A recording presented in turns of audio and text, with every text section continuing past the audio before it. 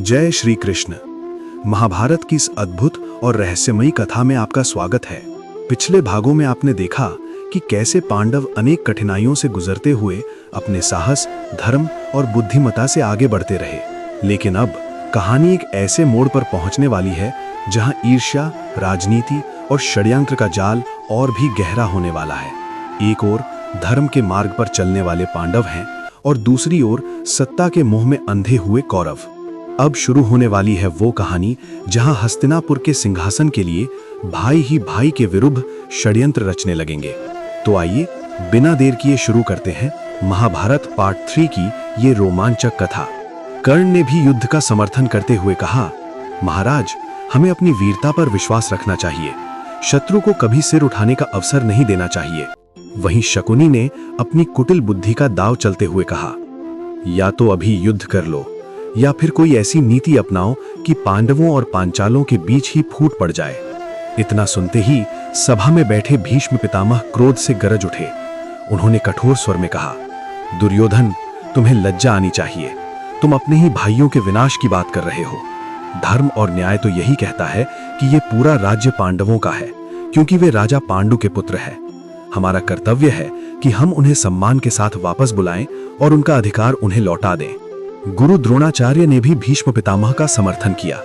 उन्होंने गंभीर चेतावनी देते हुए कहा, राजा द्रुपद मेरे मित्र भी हैं और शत्रु भी, और मैं उनकी शक्ति को भली भांति जानता हूं। अब उनके साथ पांडव और श्री कृष्ण भी हैं। उनसे युद्ध करना अपनी सेना के विनाश को आमंत्रण देने जैसा होगा। अंत में नीति के महान ज्ञाता महात्मा विदुर ने धृतराष्ट्र को समझाया, महाराज, प्रजा पांडवों से प्रेम करती है। यदि आपने उनके साथ अन्याय किया तो राज्य में विद्रोह भड़क सकता है। भलाई इसी में है कि आप उन्हें उनका अधिकार देकर इस विवाद को यहीं समाप्त कर दें। चारों ओर से बढ़ते दबाव और पांडवों की बढ़ती शक्ति के भय से धृतराष्ट्र ने एक बीच का मार्ग निकालने का निर्णय लिया। उन्होंने महात्मा विदुर को अपना दूत बनाकर पांचाल देश भेजा ताकि वे कुंती, पांडवों और द्रौपदी को सम्मान पूर्वक हस्तिनापुर वापस ले आएं। कुछ समय बाद विदुर के साथ पांडवों का हस्तिनापुर में आगमन हुआ। प्रजा अपने प्रिय राजकुमारों को देखकर आनंद से झूम उठी। चारों ओर उनका भव्य स्वागत होने लगा। राजसभा में धृतराष्ट्र ने स्नेह का दिखावा करते हुए कहा, पुत्रों, तुम्हें वापस देखकर मेरा हृदय अत्यंत प्रसन्न है। तुम भाइयों के बीच कोई विवाद ना हो, इसलिए मैंने राज्य का विभाजन करने का निर्णय लिया है। लेकिन जो निर्णय लिया गया वो न्याय नहीं था, वो एक गहरा षड्यंत्र था। धृतराष्ट्र ने हस्तिनापुर का संपन्न, वैभवशाली और विकसित राज्य अपने पुत्रों के पास ही रहने दिया और पांडवों को दिया गया राज्य का वो हिस्सा जिसे खांडव प्रस्थ कहा जाता था। खांडव प्रस्थ एक वीरान, उजड़ा हुआ और शापित प्रदेश था। वो वर्षों से निर्जन पड़ा था। वहां चारों ओर जंगल, सांप और राक्षसों का निवास था, जहां जीवन की कोई संभावना दूर दूर तक दिखाई नहीं देती थी। दुर्योधन और शकुनी मन ही मन हंस रहे थे। उन्हें विश्वास था कि पांडवों को इस उजड़े हुए प्रदेश में भेजकर उन्होंने उनसे हमेशा के लिए छुटकारा पा लिया है। लेकिन धर्मराज युधिष्ठिर ने अपने पिता समान चाचा के इस अन्यायपूर्ण निर्णय को भी शांतिपूर्वक स्वीकार कर लिया, ताकि भाइयों के बीच युद्ध की स्थिति पैदा न हो। पांडव अपनी माता कुंती और पत्नी द्रौपदी के साथ उस निर्जन खांडव प्रस्थ की ओर चल पड़े। वो भूमि वास्तव में रहने योग्य नहीं थी। तभी उनके मित्र और मार्गदर्शक भगवान श्री कृष्ण उनकी सहायता के लिए आगे आए। श्री कृष्ण ने देवताओं के महान शिल्पी विश्वकर्मा का आवाहन किया। साथ ही दानवों के महान वास्तुकार मायासुर ने भी पांडवों की सहायता की। इन दोनों अद्भुत कारीगरों ने अपनी दिव्य कला और मायावी शक्ति से उस वीरान खंडहर को एक भव्य और अद्भुत नगर में बदल दिया। चारों ओर सुंदर महल बन गए, स्वच्छ जल से भरे तालाब बन गए और हरे भरे बागों से पूरा नगर सज उठा। उस दिव्य नगर की सुंदरता देवताओं की नगरी अमरावती को भी मात दे रही थी। उस महान और चमत्कारी नगर का नाम रखा गया इंद्रप्रस्थ। जल्द ही धर्मराज युधिष्ठिर के न्यायपूर्ण और धर्ममय शासन में इंद्रप्रस्थ धन, वैभव और समृद्धि से भर गया। लेकिन इंद्रप्रस्थ की ये बढ़ती हुई समृद्धि दुर्योधन के हृदय में ईर्ष्या की आग को और भी भड़काने वाली थी, और यही ईर्ष्या आगे चलकर इतिहास के सबसे भयानक षड्यंत्र को जन्म देने वाली थी। दूर दूर से लोग आकर वहां बसने लगे। धीरे धीरे वो नगर समृद्धि और वैभव से भरने लगा। प्रजा अत्यंत सुखी और संपन्न जीवन जीने लगी। इसी बीच यादवों से अपने संबंधों को और भी मजबूत करने के लिए अर्जुन ने भगवान श्री कृष्ण की सहायता से उनकी बहन सुभद्रा का हरण किया और उनसे विवाह कर लिया। कुछ समय बाद अर्जुन और सुभद्रा को एक पुत्र की प्राप्ति हुई। उस बालक का नाम रखा गया अभिमन्यु। ये वही अभिमन्यु था जो आगे चलकर अपने पिता की तरह एक महान और वीर योद्धा बनने वाला था। उधर इंद्रप्रस्थ की बढ़ती हुई कीर्ति और समृद्धि के समाचार जब जब हस्तिनापुर पहुंचते, दुर्योधन की छाती पर मानो सांप लौटने लगते। जिस खांडव प्रस्थ को उसने पांडवों की कब्रगाह समझकर उन्हें दिया था, उसे पांडवों ने अपने परिश्रम, साहस और धर्म से एक स्वर्ग समान नगर में बदल दिया था। पांडवों का ये उत्थान दुर्योधन के हृदय में जलन की एक नई ज्वाला भड़का रहा था, और यही जलन भविष्य में एक और भयानक षड्यंत्र को जन्म देने वाली थी। इंद्रप्रस्थ में पांडवों का राज्य धर्म और न्याय के मार्ग पर निरंतर समृद्ध हो रहा था। प्रजा सुखी थी, चारों ओर शांति और समृद्धि का वातावरण था। गर्मी का मौसम था। एक दिन भगवान श्री कृष्ण अपने प्रिय सखा अर्जुन के साथ यमुना नदी के तट पर टहल रहे थे। वे कुछ समय अपने भाइयों के साथ इंद्रप्रस्थ में बिताने के लिए आए हुए थे। तभी उनके सामने सूर्य के समान तेजस्वी एक ब्राह्मण प्रकट हुए। उनका शरीर तपे हुए सोने की तरह चमक रहा था और उनकी आंखें अंगारों की तरह दहक रही थीं। उन्होंने कृष्ण और अर्जुन को प्रणाम करते हुए कहा, हे महानुभावों, मैं एक ब्राह्मण हूं। मेरी भोजन करने की क्षमता अत्यंत अधिक है और मैं आज तृप्त होना चाहता हूं। कृपया मेरी सहायता कीजिए। अर्जुन ने विनम्रता से कहा, हे विप्रवर, आज्ञा दीजिए। आप किस प्रकार का भोजन चाहते हैं?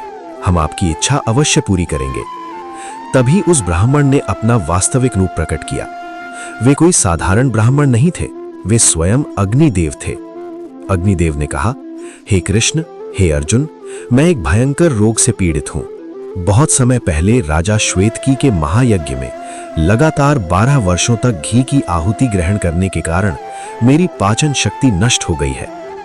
ब्रह्मा जी ने इस रोग का एकमात्र उपाय बताया है कि मैं पूरे खांडव वन को उसके सभी जीव जंतुओं और जड़ी बूटियों सहित भस्म कर दूं।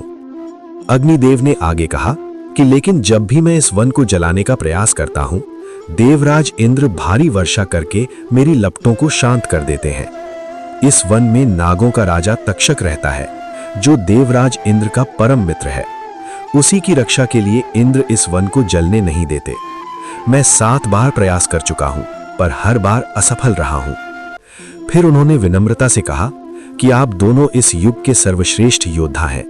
मैं आपसे प्रार्थना करता हूं कि जब मैं इस वन को जलाना शुरू करूं, तो आप इंद्र की वर्षा को रोक दें और वन के किसी भी प्राणी को बाहर भागने न दें।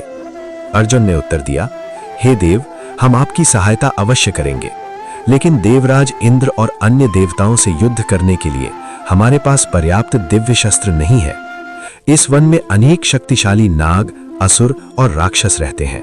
उनसे युद्ध करने के लिए हमें अलौकिक शस्त्रों की आवश्यकता होगी। ये सुनकर अग्निदेव ने जल के देवता वरुण देव का आह्वान किया। क्षण भर में वरुण देव वहां प्रकट हो गए। उन्होंने अर्जुन को एक अद्भुत दिव्य धनुष प्रदान किया। इस धनुष का नाम था गांडीव। ये देव निर्मित धनुष था जो कभी टूट नहीं सकता था और अपने धारक की शक्ति को 100 गुना बढ़ा देता था। इसके साथ ही वरुण देव ने अर्जुन को 2 दिव्य तरकश भी दिए। ये थे अक्षय तूणीर, जिनके बाण कभी समाप्त नहीं होते थे। साथ ही उन्होंने अर्जुन को एक दिव्य सफेद रथ प्रदान किया, जिसके घोड़े अत्यंत तेजस्वी थे और जिसकी ध्वजा पर हनुमान जी का चिन्ह अंकित था। उधर भगवान श्री कृष्ण को उनका दिव्य सुदर्शन चक्र और कौमोद की गदा प्रदान की गई। अब इन दिव्य शस्त्रों से सुसज्जित होकर कृष्ण और अर्जुन ने अग्निदेव को संकेत दिया। अग्निदेव ने प्रचंड रूप धारण किया और खांडव वन को जलाना आरंभ कर दिया। देखते ही देखते आग की भयानक लपटें आकाश को छूने लगीं। पूरा वन हाहाकार से गूंज उठा। पशु, पक्षी, नाग और असुर अपनी जान बचाने के लिए इधर-उधर भागने लगे। तभी अर्जुन अपने दिव्य रथ पर सवार हुए और उन्होंने अपने गांडीव से बाणों की ऐसी वर्षा की कि पूरे वन के ऊपर बाणों की एक विशाल छत बन गई। उस छत ने किसी भी पक्षी या उड़ने वाले जीव को वन से बाहर निकलने नहीं दिया। जो भी प्राणी नीचे से भागने की कोशिश करता, उसे श्री कृष्ण अपने सुदर्शन चक्र से रोक लेते। अपने मित्र तक्षक के वन को जलता देखकर देवराज इंद्र क्रोधित हो उठे। वे अपनी देव सेना और ऐरावत हाथी पर सवार होकर वहां पहुंचे। उन्होंने आकाश में घने बादल इकट्ठे कर दिए और मूसलाधार वर्षा शुरू कर दी। लेकिन अर्जुन ने अपने बाणों की दीवार से बारिश की एक भी बूंद धरती तक पहुंचने नहीं दी। ये देखकर इंद्र और अन्य देवताओं ने कृष्ण और अर्जुन पर आक्रमण कर दिया। आकाश में एक अद्भुत और भीषण युद्ध छिड़ गया। एक ओर थे देवराज इंद्र और उनकी विशाल सेना, और दूसरी ओर थे उनके ही पुत्र अर्जुन और भगवान नारायण के अवतार श्री कृष्ण। अकेले अर्जुन ने अपने गांडीव धनुष से पूरी देव सेना को पराजित कर दिया। पिता और पुत्र का यह अद्भुत युद्ध देखकर पूरा ब्रह्मांड चकित रह गया। अंततः अपने पुत्र का अद्वितीय पराक्रम देखकर देवराज इंद्र प्रसन्न हो गए और वे स्वर्ग लौट गए। उस भयंकर अग्निकांड में वन के लगभग सभी जीव जंतु भस्म हो गए। लेकिन उसी वन में असुरों का महान शिल्पी और तक्षक का मित्र मायासुर भी रहता था। जब वो आग की लपटों से बचने के लिए भागा, तो श्री कृष्ण ने उसे मारने के लिए अपना सुदर्शन चक्र उठा लिया। तभी मायासुर भागकर अर्जुन की शरण में आ गया। वो कांपते हुए बोला, मुझे बचा लीजिए, मैं आपकी शरण में आया हूं। शरण में आए हुए की रक्षा करना क्षत्रिय का परम धर्म होता है। अर्जुन ने तुरंत मायासुर को अभयदान दे दिया और श्री कृष्ण से विनती की कि वे उसे क्षमा कर दे। 15 दिनों तक लगातार जलने के बाद जब खांडव वन पूरी तरह भस्म हो गया, तब अग्निदेव संतुष्ट और रोग मुक्त हो गए। उन्होंने भगवान श्री कृष्ण और अर्जुन को प्रसन्न होकर अनेक वरदान दिए। दूसरी ओर मायासुर अपने प्राणों की रक्षा के लिए अर्जुन का अत्यंत आभारी था। वो हाथ जोड़कर बोला, हे पांडुपुत्र, आपने मेरे प्राणों की रक्षा की है। मैं इस उपकार का बदला अवश्य चुकाना चाहता हूं। मैं दानवों का महान शिल्पी हूं। आप आज्ञा दें, मैं आपके लिए ऐसा क्या करूं जिससे आप प्रसन्न हो। तब श्री कृष्ण की सलाह पर अर्जुन ने कहा, यदि तुम सच में कुछ करना चाहते हो तो हमारे बड़े भाई युधिष्ठिर के लिए इंद्रप्रस्थ में एक ऐसी अद्भुत और मायावी सभा का निर्माण करो जैसी आज तक इस धरती पर किसी ने न देखी हो। मायासुर ने यह प्रस्ताव अत्यंत प्रसन्नता से स्वीकार कर लिया। इस प्रकार खांडव वन के विनाश से ही उस अद्भुत सभा के निर्माण की नींव रखी गई, जो भविष्य में कौरवों और पांडवों के बीच महान संघर्ष का केंद्र बनने वाली थी। अपने वचन को निभाने के लिए महान असुर शिल्पी मायासुर ने इंद्रप्रस्थ में उस अद्भुत सभा भवन का निर्माण आरंभ किया। वो कोई साधारण सभा नहीं थी। मायासुर मैनाक पर्वत पर गया और वहां से दानवराज वृषपर्वा के खजाने से दिव्य पत्थर, अनमोल रत्न और अलौकिक धातुएं लेकर आया। उसने अपनी असुर माया और देव शिल्प विद्या को मिलाकर एक ऐसे भवन की रचना की जिसकी कल्पना भी मनुष्य नहीं कर सकते थे। केवल 14 महीनों के भीतर वो अद्भुत माया सभा बनकर तैयार हो गई। वो भवन इंद्र की सभा से भी अधिक भव्य और चमत्कारी था। उसके भीतर की दुनिया भ्रम और आश्चर्य से भरी हुई थी। कहीं कीमती पत्थरों का फर्श इतना स्वच्छ था कि वो निर्मल जल के तालाब जैसा प्रतीत होता था, तो कहीं शांत जल से भरे तालाब ऐसे लगते थे मानो वे ठोस जमीन हो। कई दीवारों पर ऐसे द्वार बने थे जो दिखाई देते थे पर वास्तव में होते नहीं थे, और कई खुले हुए रास्ते दीवारों का भ्रम पैदा करते थे। जो भी व्यक्ति उस सभा में प्रवेश करता, वो उसकी माया देखकर चकित रह जाता। जब पांडवों ने उस सभा को देखा तो वे मायासुर की कला देखकर स्तब्ध रह गए। धर्मराज युधिष्ठिर ने मायासुर का अत्यंत सम्मान किया। अब इंद्रप्रस्थ का वैभव अपने चरम पर था। इसी समय युधिष्ठिर ने अपने भाइयों से सलाह लेकर हस्तिनापुर में अपने ताऊ धृतराष्ट्र, पितामह भीष्म, गुरु द्रोण, काका विदुर और अपने सभी कौरव भाइयों को इंद्रप्रस्थ के इस वैभव को देखने और कुछ दिन उनके साथ बिताने के लिए आमंत्रित करने का निर्णय लिया।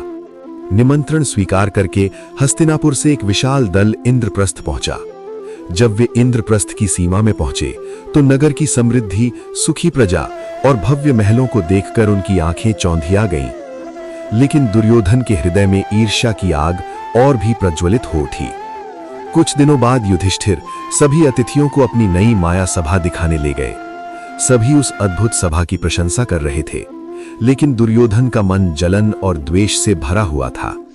वो सभा का निरीक्षण करने लगा और यहीं से उसके अपमान का वो सिलसिला शुरू हुआ जिसने आगे चलकर महाभारत के युद्ध की नींव रखी।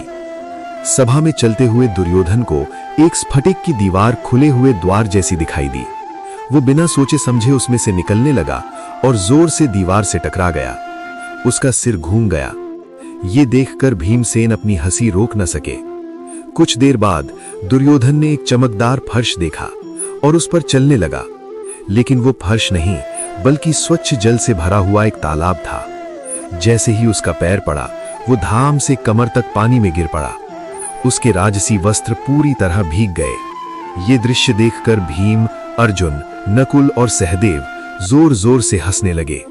महल के झरोखों से ये दृश्य देख रही द्रौपदी और उनकी दासियां भी अपनी हंसी रोक न सकीं। उनकी खिलखिलाहट पूरे सभा भवन में गूंज उठी। कहते हैं उसी समय द्रौपदी ने हंसते हुए कहा, अंधे का पुत्र अंधा ही होता है। ये शब्द दुर्योधन के हृदय में कांटे की तरह चुभ गए।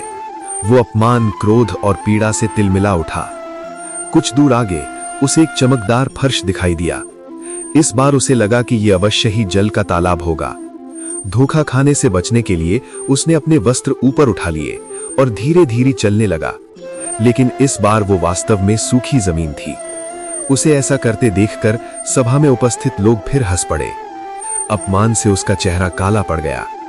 अब वो जल्द से जल्द उस सभा से बाहर निकलना चाहता था। जब वो बाहर जाने लगा तो उसे एक द्वार बंद दिखाई दिया। उसे लगा कि ये भी मायासुर की माया होगी। वो तेजी से आगे बढ़ा और फिर एक बार बंद द्वार से टकरा गया। अब उसके लिए ये अपमान असहनीय हो गया। द्रौपदी की हंसी और पांडवों की खिल्ली उसके हृदय को जलाने लगी। क्रोध से भरा हुआ दुर्योधन बिना कुछ कहे वहां से हस्तिनापुर के लिए निकल पड़ा। यात्रा के दौरान उसकी आंखें लाल थीं और उसकी मुट्ठियां भिजी हुई थीं। उसके मन में केवल बदले की आग जल रही थी। रास्ते में उसने अपने मामा शकुनी से कहा, मामा, पांडवों के ऐश्वर्य और द्रौपदी के उस अपमान के बाद मेरा जीवन जलते अंगारों जैसा हो गया है। या तो मैं इंद्रप्रस्थ को जीत लूंगा या अपने प्राण त्याग दूंगा। शकुनी ने कुटिल मुस्कान के साथ कहा, मेरे भांजे, अपने प्राण लेना कायरों का काम है और अभी युद्ध में पांडवों को हराना आसान नहीं है, लेकिन मेरे पास एक उपाय है जिससे बिना युद्ध किए तुम पांडवों का सब कुछ जीत सकते हो। दुर्योधन ने उत्सुकता से पूछा, कैसे? शकुनी बोला, पासों के खेल से। युधिष्ठिर को जुआ खेलने का शौक है, लेकिन उसे खेलना नहीं आता। हम उसे जुए के लिए बुलाएंगे और पासे मेरी ओर से फेंके जाएंगे। इन शब्दों ने दुर्योधन के हृदय में एक नई और विशैली आशा जगा दी। उसने उसी समय शपथ ली कि वो पांडवों को हराकर द्रौपदी को उसी प्रकार भरी सभा में अपमानित करेगा। विनाश के उस महाखेल की बिसात बिछाई जा चुकी थी। उधर इंद्रप्रस्थ में अपनी अद्भुत माया सभा के निर्माण के बाद धर्मराज युधिष्ठिर के मन में चक्रवर्ती सम्राट बनने की इच्छा जागी। परंपरा के अनुसार इसके लिए राजसूय यज्ञ करना आवश्यक था। उन्होंने इस विषय में भगवान श्री कृष्ण से परामर्श लिया। श्री कृष्ण बोले, हे धर्मराज, आप निश्चित ही सम्राट बनने के योग्य हैं, लेकिन आपके मार्ग में एक बड़ी बाधा है, मगध का सम्राट जरासंध। कृष्ण ने बताया, जरासंध ने भारत के 86 राजाओं को बंदी बनाकर अपनी कारागार में डाल रखा है। उसकी प्रतिज्ञा है कि जब वो 100 राजाओं को बंदी बना लेगा तो वो उनकी बलि देकर महादेव को प्रसन्न करेगा। जब तक जरासंध जीवित है तब तक कोई भी राजा राजसूय यज्ञ सफलतापूर्वक नहीं कर सकता। ये सुनकर पांडव चिंतित हो गए। तब श्री कृष्ण ने एक योजना बनाई। हम तीनों, मैं, भीम और अर्जुन, ब्राह्मण का वेश धारण कर मगध की राजधानी गिरिव्रज चलेंगे और जरासंध को द्वंद्व युद्ध के लिए ललकारेंगे। योजना के अनुसार तीनों मगध पहुंचे। उन्होंने नगर के मुख्य द्वार से नहीं बल्कि दीवार तोड़कर प्रवेश किया। ये सीधी चुनौती थी। जरासंध उन्हें देखकर समझ गया कि वे साधारण ब्राह्मण नहीं है। तब श्री कृष्ण ने अपना परिचय दिया और उसे अधर्म के लिए धिक्कारा। जरासंध ने गर्व से भीमसेन को अपने प्रतिद्वंद्वी के रूप में चुना और फिर शुरू हुआ इतिहास का एक भयंकर मल्ल युद्ध। 13 दिनों तक दोनों योद्धा बिना रुके लड़ते रहे। धरती कांप उठती थी उनके प्रहारों से, लेकिन जरासंध को वरदान प्राप्त था कि उसके शरीर के 2 टुकड़े करने पर भी वे तुरंत जुड़ जाते थे। 14वें दिन भीम ने उसे पकड़कर उसका शरीर 2 भागों में फाड़ दिया, लेकिन वो फिर जीवित हो गया। ये देखकर भीम कुछ क्षणों के लिए हताश हो गए। तब भगवान श्री कृष्ण, जो ये भयंकर युद्ध देख रहे थे, एक गुप्त संकेत देते हैं। उन्होंने जमीन से एक घास का तिनका उठाया, उसे बीच से चीर दिया और उसके दोनों टुकड़ों को एक दूसरे की उल्टी दिशाओं में फेंक दिया। बुद्धिमान भीमसेन तुरंत श्री कृष्ण का यह संकेत समझ गए। अगली बार जब उन्होंने अपनी पूरी शक्ति से जरासंध को पकड़ा तो उन्होंने उसके शरीर को 2 भागों में फाड़ दिया और इस बार उन दोनों हिस्सों को पूरी शक्ति से विपरीत दिशाओं में फेंक दिया। अब वे दोनों भाग कभी जुड़ नहीं सके और इसी प्रकार मगध का महापराक्रमी सम्राट जरासंध अंततः मृत्यु को प्राप्त हुआ। इसके बाद श्री कृष्ण, भीम और अर्जुन ने जरासंध की कारागार में बंद 86 राजाओं को मुक्त कराया।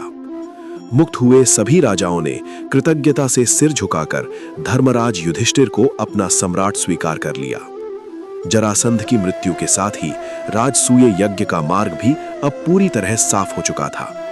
युधिष्ठिर ने अपने चारों भाइयों को चारों दिशाओं में विजय यात्रा के लिए भेजा। अर्जुन उत्तर दिशा में गए, भीम पूर्व दिशा में, सहदेव दक्षिण दिशा में और नकुल पश्चिम दिशा में। चारों पांडवों ने अनेक राजाओं को पराजित किया और उनसे कर के रूप में अपार धन, रत्न और संपत्ति लेकर इंद्रप्रस्थ लौट आए। अब इंद्रप्रस्थ में उस भव्य और ऐतिहासिक राजसूय यज्ञ का आयोजन हुआ। उस यज्ञ में भाग लेने के लिए दूर दूर से राजा महाराजा, महान ऋषि मुनि और विद्वान ब्राह्मण उपस्थित हुए। भीष्म पितामह, गुरु द्रोण, महाराज धृतराष्ट्र और दुर्योधन भी हस्तिनापुर से वहां आए थे। यज्ञ का वैभव इतना अद्भुत था कि उसे देखकर दुर्योधन के हृदय में ईर्ष्या की आग और भी प्रचंड हो उठी। यज्ञ के अंत में एक विशेष परंपरा निभाई जाती थी। इसे अग्र पूजा कहा जाता था। इसमें सभा में उपस्थित सबसे श्रेष्ठ और पूजनीय व्यक्ति का सबसे पहले सम्मान किया जाता था। जब धर्मराज युधिष्ठिर ने भीष्म पितामह से पूछा, इस सम्मान का अधिकारी कौन है, तब भीष्म ने बिना किसी संकोच के कहा, इस सभा में जहां स्वयं देवों के देव भगवान श्री कृष्ण उपस्थित हैं, उनसे अधिक श्रेष्ठ और पूजनीय और कोई हो ही नहीं सकता। अग्र पूजा के प्रथम अधिकारी केवल और केवल श्री कृष्ण ही हैं। सभा में उपस्थित अधिकांश लोगों ने इस प्रस्ताव का समर्थन किया, लेकिन तभी चेदी देश का राजा शिशुपाल क्रोध से अपनी जगह से उठ खड़ा हुआ। शिशुपाल, जो श्री कृष्ण का मौसेरा भाई था, लेकिन उनसे घोर शत्रुता रखता था, वो भरी सभा में चिल्लाने लगा, अरे इस ग्वाले में ऐसा क्या है जिसका तुम सब पूजन कर रहे हो? यहाँ इतने महान राजा और तपस्वी ऋषि बैठे हैं और तुम सब इस धोखेबाज का सम्मान कर रहे हो। भीष्म की बुद्धि भी भ्रष्ट हो गई है और युधिष्ठिर धर्म का ढोंग करता है। शिशुपाल एक के बाद एक कटु और अपमानजनक शब्द बोलता रहा, लेकिन श्री कृष्ण पूर्ण शांत भाव से सब सुनते रहे, क्योंकि उन्होंने शिशुपाल की माता से वचन दिया था कि वे उसके 100 अपराधों तक उसे क्षमा करेंगे। शिशुपाल लगातार अपनी सीमा लांघता जा रहा था और फिर उसने एक और भयंकर अपशब्द कह दिया। बस अब सीमा समाप्त हो चुकी थी। श्री कृष्ण धीरे से अपनी जगह से उठे। उनकी आंखों में दिव्य तेज चमक रहा था। उन्होंने शांत किंतु कठोर स्वर में कहा, शिशुपाल, मेरी क्षमा की सीमा अब समाप्त हो चुकी है। इतना कहते ही उन्होंने अपनी तर्जनी उंगली पर धारण किए हुए सुदर्शन चक्र का आह्वान किया। क्षण भर में वो दिव्य चक्र आकाश में घूमता हुआ उठा और बिजली की गति से शिशुपाल की ओर बढ़ गया। पलक झपकते ही उसका सिर धड़ से अलग होकर भूमि पर गिर पड़ा। सभा में गहरा सन्नाटा छा गया। तभी सभी ने एक अद्भुत दृश्य देखा। शिशुपाल के शरीर से एक दिव्य ज्योति निकली और सीधे उड़कर भगवान श्री कृष्ण के शरीर में समा गई। इसके बाद राजसूय यज्ञ बिना किसी बाधा के संपन्न हुआ। धर्मराज युधिष्ठिर अब आधिकारिक रूप से चक्रवर्ती सम्राट घोषित हो चुके थे। पांडवों की शक्ति, उनका वैभव और उनका सम्मान अब अपने शिखर पर था। लेकिन उसी सभा में बैठा दुर्योधन इस सब को देखकर ईर्ष्या और अपमान की आग में जल रहा था।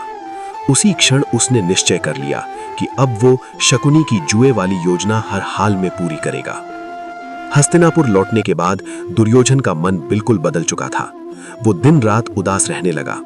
उसने भोजन करना तक छोड़ दिया। अपने पुत्र की ये हालत देखकर अंधे महाराज धृतराष्ट्र अत्यंत चिंतित हो गए। उन्होंने दुर्योधन से पूछा, पुत्र, तुम्हें किस बात की चिंता है? तभी शकुनी ने अवसर का लाभ उठाते हुए कहा, महाराज, आपका पुत्र पांडवों के ऐश्वर्य को देखकर दुखी है।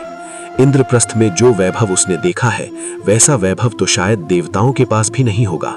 जब तक वो सब कुछ आपके पुत्र को नहीं मिल जाता, तब तक ये इसी प्रकार अंदर ही अंदर जलता रहेगा। दुर्योधन ने भी झूठे आंसू बहाते हुए कहा, पिताजी, मैं पांडवों का वो ऐश्वर्य और उनका अपमान कभी नहीं भूल सकता। या तो आप मुझे उनका सब कुछ दिला दीजिए या फिर मुझे मृत्यु की आज्ञा दे दीजिए। अपने पुत्र के प्रेम में अंधे धृतराष्ट्र उसकी बातों में आ गए। तभी शकुनी ने अपनी कुटिल योजना उनके सामने रखी। महाराज, पांडवों से युद्ध करने की कोई आवश्यकता नहीं है। युधिष्ठिर को चौसर खेलने का बहुत शौक है, लेकिन उसे ये खेल खेलना नहीं आता। आप उसे एक मित्रतापूर्ण निमंत्रण भेजिए और उसे चौसर खेलने के लिए हस्तिनापुर बुलाइए। यहीं से शुरू होने वाला था इतिहास का वो काला अध्याय, जो आगे चलकर द्रौपदी के अपमान और महाभारत के महायुद्ध का कारण बनेगा। वो क्षत्रिय धर्म के अनुसार इस निमंत्रण को ठुकरा नहीं पाएगा। उसकी ओर से मैं खेलूंगा और मेरे ये पासे केवल मेरी आज्ञा मानते हैं। मैं बिना खून की एक भी बूंद बहाए पांडवों का पूरा राज्य और वैभव जीतकर आपके पुत्र के चरणों में डाल दूंगा। शकुनी की ये बात सुनकर धृतराष्ट्र का मन भी उस वैभव के लिए ललचा उठा। वे जानते थे कि जुआ विनाश का द्वार होता है, लेकिन अपने पुत्र के प्रेम और अपनी लालसा के आगे उन्होंने धर्म की आवाज को दबा दिया और इस प्रकार उन्होंने उस विनाशकारी खेल के लिए अपनी सहमति दे दी। धृतराष्ट्र ने तुरंत हस्तिनापुर में एक भव्य सभा भवन के निर्माण का आदेश दिया। इसके बाद उन्होंने महात्मा विदुर को इंद्रप्रस्थ जाकर युधिष्ठिर को निमंत्रण देने की आज्ञा दी। ये आदेश सुनते ही विदुर के मन में भय की लहर दौड़ गई। वे कांप उठे।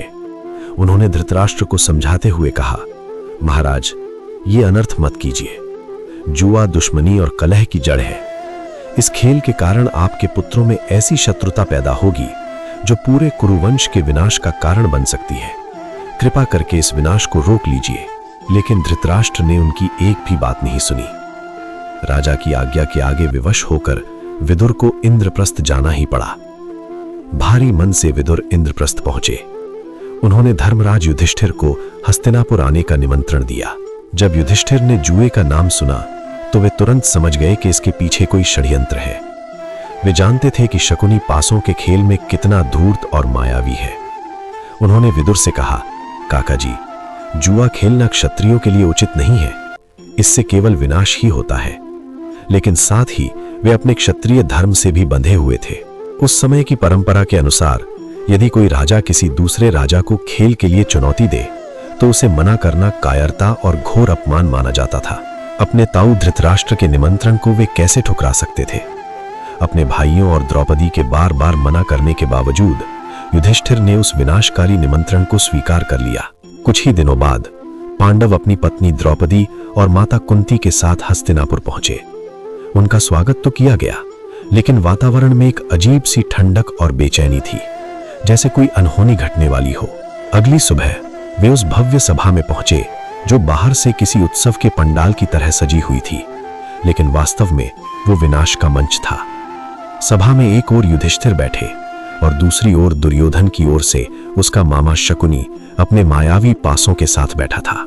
सभा में भीष्म, द्रोण, कृपाचार्य और विदुर जैसे महान ज्ञानी भी उपस्थित थे, लेकिन वे सभी मानो किसी आने वाली भयावह घटना के मूक साक्षी बनकर बैठे थे। खेल शुरू हुआ। शकुनी ने मुस्कुराते हुए युधिष्ठिर को उकसाया, तो बताओ धर्मराज, पहला दांव क्या लगाते हो? युधिष्ठिर ने अपने रत्न और आभूषण दांव पर लगाए। शकुनी ने पासे फेंके और हंसते हुए बोला, ये देखो मेरा पासा, और ये दांव भी मैं जीत गया। सभा में धीमी फुसफुसाहट होने लगी, लेकिन खेल यहीं नहीं रुका। अब जैसे युधिष्ठिर पर जुए का नशा हावी होने लगा था। हार को जीत में बदलने की धुन में वे एक के बाद एक दांव लगाते चले गए और शकुनी अपनी कुटिल चालों से सब कुछ जीतता चला गया। युधिष्ठिर ने अपनी स्वर्ण संपत्ति, अपने रथ, अपने घोड़े, अपने हाथी और यहां तक कि अपनी पूरी सेना तक दांव पर लगा दी।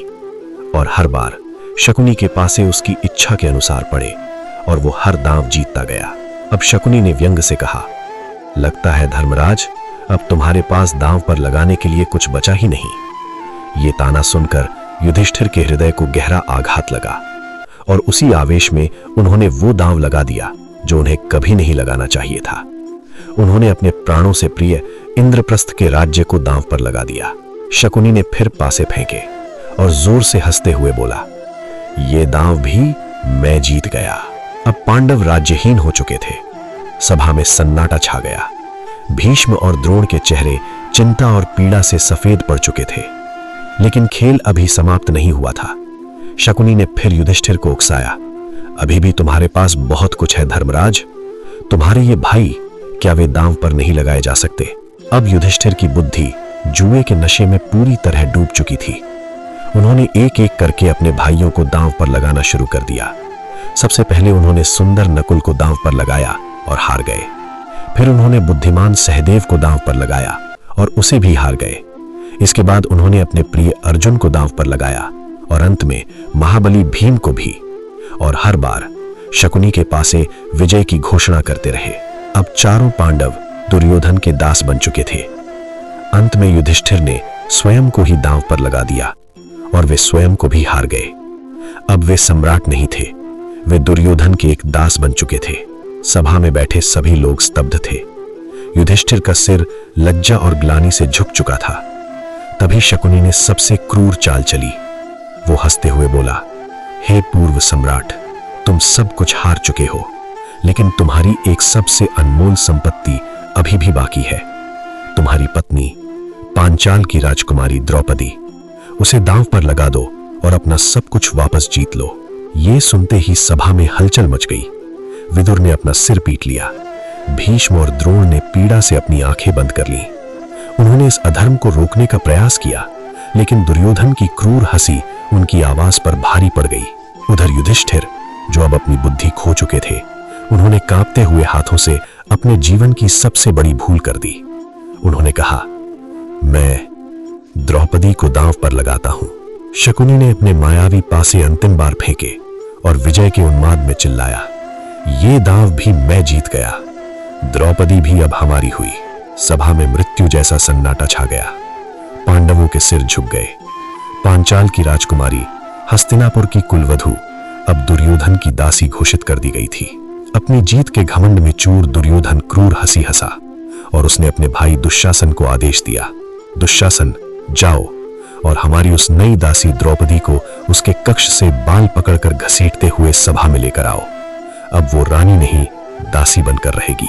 दुर्योधन का ये राक्षसी आदेश सुनकर दुशासन घमंड और उन्माद से भर उठा। वो तुरंत द्रौपदी के महल की ओर चल पड़ा। उस समय द्रौपदी रजस्वला अवस्था में थी। शास्त्रों के अनुसार उस समय वे केवल एक वस्त्र धारण किए हुए थी और उन्हें किसी पुरुष के सामने आना भी वर्जित था।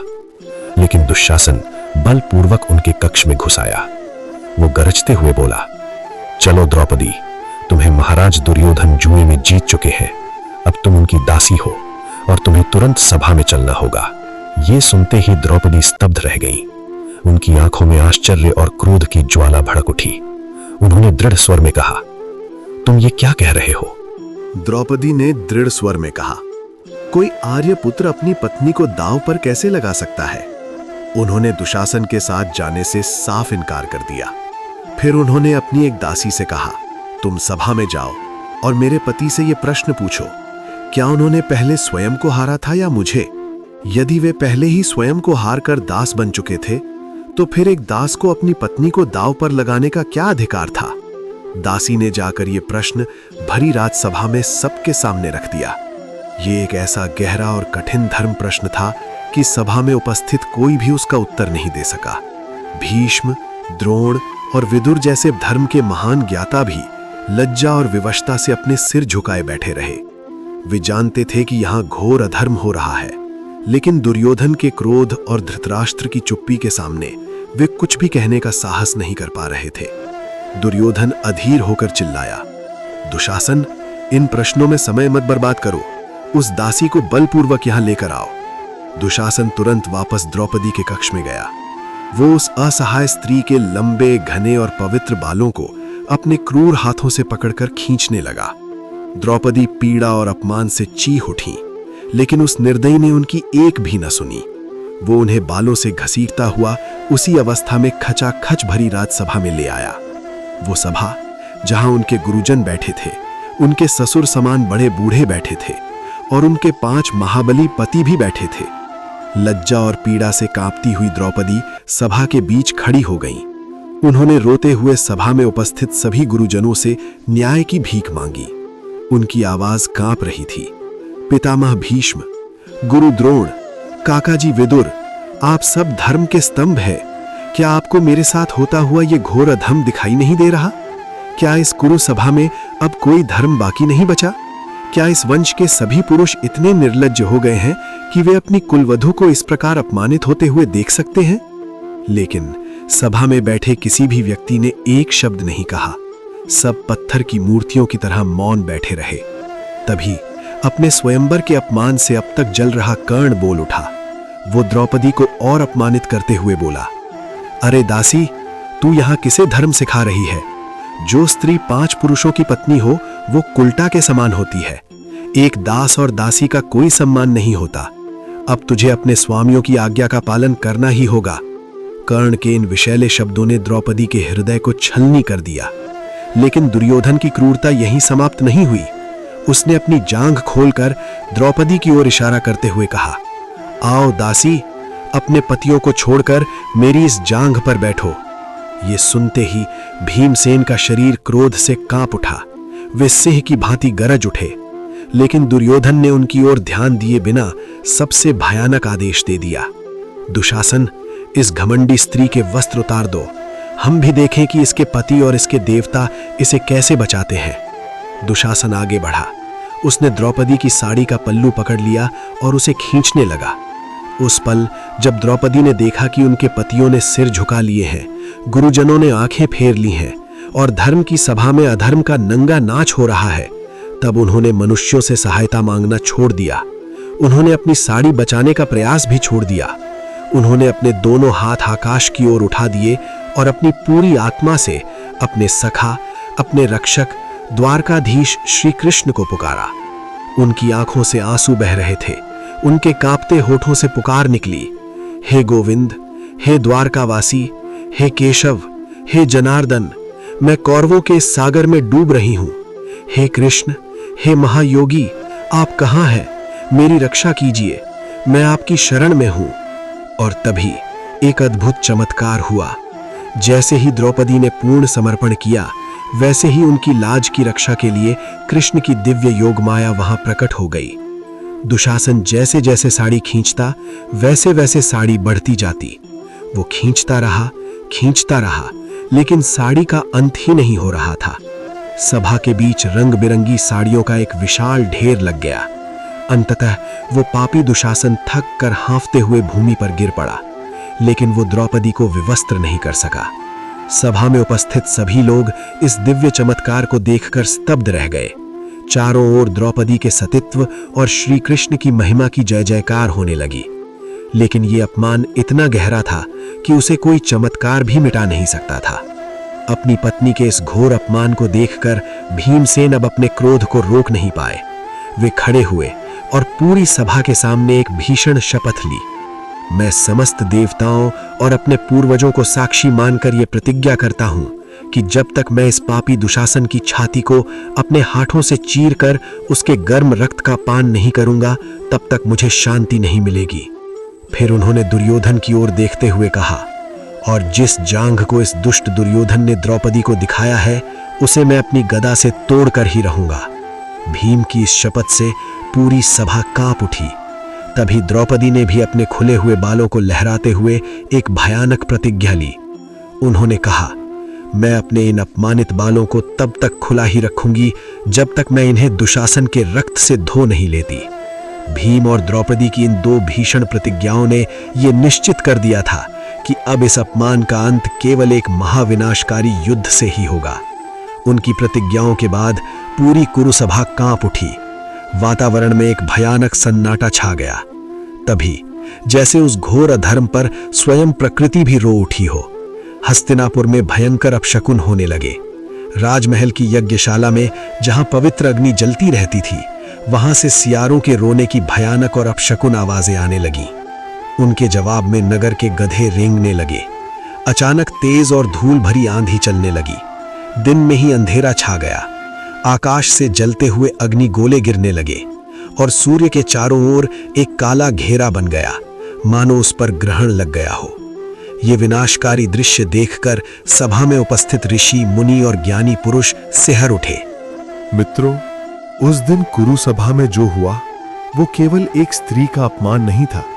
वो धर्म, मर्यादा और मानवता के विरुद्ध किया गया इतिहास का सबसे बड़ा अधर्म था।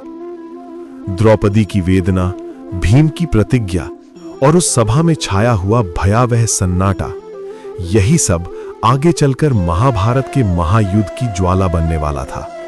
अपमान का वो क्षण अब समय की रेत में दबकर समाप्त नहीं होने वाला था, क्योंकि जब अधर्म अपनी सीमा पार कर देता है, तब उसे समाप्त करने के लिए धर्म स्वयं युद्ध का रूप धारण करता है। और अब नियति भी उसी महाविनाशकारी युद्ध की ओर धीरे धीरे कदम बढ़ा रही थी। आगे क्या हुआ? कैसे शुरू हुआ वनवास?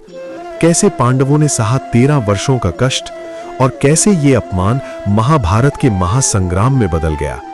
ये जानने के लिए महाभारत की असली कहानी पार्ट 4 अवश्य देखें। आप देख रहे हैं SPA मोटिवेशनल वर्ल्ड। अगर आपको ये दिव्य कथा पसंद आई हो तो वीडियो को लाइक करें, चैनल को सब्सक्राइब करें और इस पवित्र ज्ञान को अधिक से अधिक लोगों तक पहुंचाने के लिए इसे अपने मित्रों और परिवार के साथ अवश्य साझा करें। जय श्री कृष्ण।